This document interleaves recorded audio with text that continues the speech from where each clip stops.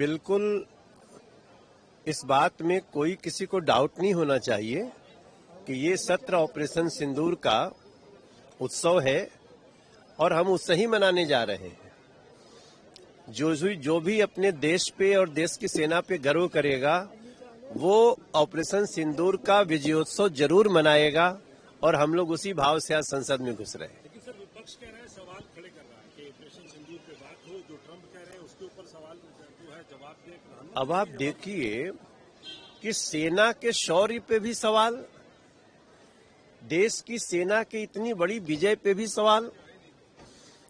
आज दुनिया के कई देश आपस में कैसे उलझे हुए हैं, कैसे उनका युद्ध लगातार दोनों देशों को आपस में नुकसान पहुंचा रहा है। वहां भारत जब चाहता है अटैक करता है और अपनी शर्तों पे आगे बढ़ता है।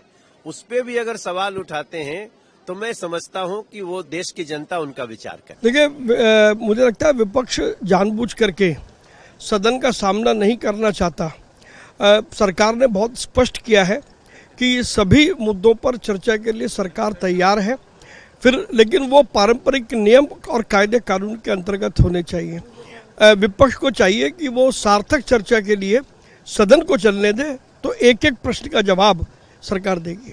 देखिए, मेरा इस सदन के अंदर 1 साल हो गया है। अगर उनके मुद्दे ज्वलंत हैं तो उसके ऊपर डिबेट होनी चाहिए। अगर वह पहलगाम के मामले में कुछ बात करना चाहते हैं तो शोर शराबे से पहलगाम का मुद्दा हल नहीं होगा।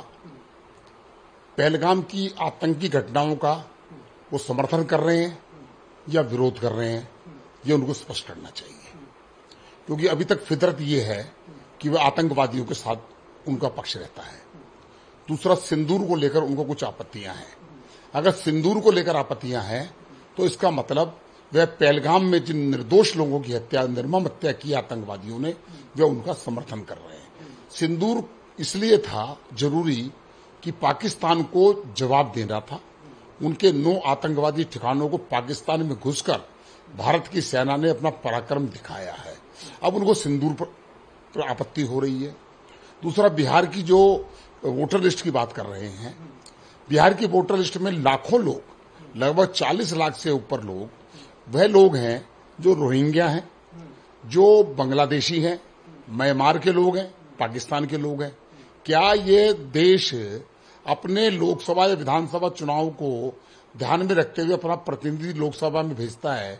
क्या म्यांमार का आदमी, बांग्लादेश का आदमी, रोहिंग्या वोट देकर एमपी बनाएंगे क्या? इनके नाम वोटर लिस्ट से कटने चाहिए, और वोटर लिस्ट से कटना एक अलग बात है। इनको यहां से, ये जो पलायन करके यहां पर आए हैं, इनको वापस अपने अपने देश में भेजना चाहिए। यही तो हम लोगों का सबसे बोलते हैं ना, इससे पीड़ाजनक है कि ये इस देश में हमारे सेना के मनोबल, हमारे प्रधानमंत्री के मनोबल, दुश्मन को अगर हम लोग मार के उनके 11 एयर स्ट्राइक 11 ठिकानों पर उनके एयर बेस पे हम लोगों ने किया है, और उन लोगों ने एक बाल हमारा बाका नहीं किया। उसके बाद भी अब इनको राजनीति सेकनी है। चूंकि आज सदन का पहला दिन है तो देश के सामने हड़कंप करना है इन लोगों को, क्योंकि राजनीति का पूरा थॉट खत्म हो गया है। इनको पता ही नहीं, विकास पर बोल नहीं सकते, करप्शन पे बोल नहीं सकते, तो अब लेंगे तो ऑपरेशन सिंदूर के नाम पे, जो कि बहुत दुखद है। और बहुत ही इससे पता चलता है कि राजनीति में कितना खालीपन और कितना एजुकेशन लेवल इन लोगों का कितना नीचे आ चुका है। इसीलिए देश इनको बार बार नकार रहा है और यशस्वी प्रधानमंत्री जी को लगातार स्वीकार रहा है। यही तो हम लोगों का सबसे बोलते हैं ना, इससे पीड़ाजनक है कि ये इस देश में हमारे सेना के मनोबल, हमारे प्रधानमंत्री के मनोबल, दुश्मन को अगर हम लोग मार के उनके 11 एयर स्ट्राइक 11 ठिकानों पर उनके एयर बेस पे हम लोगों ने किया है, और उन लोगों ने एक बाल हमारा बाका नहीं किया। उसके बाद भी अब इनको राजनीति सेकनी है। चूंकि आज सदन का पहला दिन है तो देश के सामने हड़कंप करना है इन लोगों को, क्योंकि राजनीति का पूरा थॉट खत्म हो गया है। इनको पता ही नहीं, विकास पर बोल नहीं सकते, करप्शन पे बोल नहीं सकते, तो अब लेंगे तो ऑपरेशन सिंदूर के नाम पे, जो कि बहुत दुखद है। और बहुत ही इससे पता चलता है कि राजनीति में कितना खालीपन और कितना एजुकेशन लेवल इन लोगों का कितना नीचे आ चुका है। इसीलिए देश इनको बार बार नकार रहा है और यशस्वी प्रधानमंत्री जी को लगातार स्वीकार रहा है। ये देखिए, विरोधी पक्ष जो सनातन विरोधी है, जो हिंदू विरोधी है, जो शिव विरोधी है, जो इस कावड़ की यात्रा को करोड़ों में तब्दील होते हुए देख रहा है, इनकी पीड़ा कुंभ के 57 करोड़ के स्नान के बाद से शुरू हो गई थी कि कैसे सारे हिंदू एक साथ, हर धर्म, हर जात, हर बिरादरी के लोग एक साथ कैसे आ रहे हैं और कैसे फूल बरसाए जा रहे हैं महाराज जी द्वारा हेलीकॉप्टर से। जहां पर पत्थर बरसाए जाते थे हिंदुओं पे, जहां गोलियां बरसाई जाती थी, अब वहां फूल बरसाए जा रहे हैं। तो ये वो पीड़ा है, आप समझने की कोशिश करें।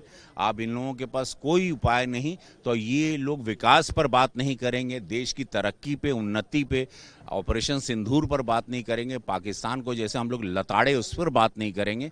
ये लोग अब कावड़िए पे, तो इनकी राजनीति का स्तर ओछे से ओछा होता जा रहा है हर 2 महीने बाद।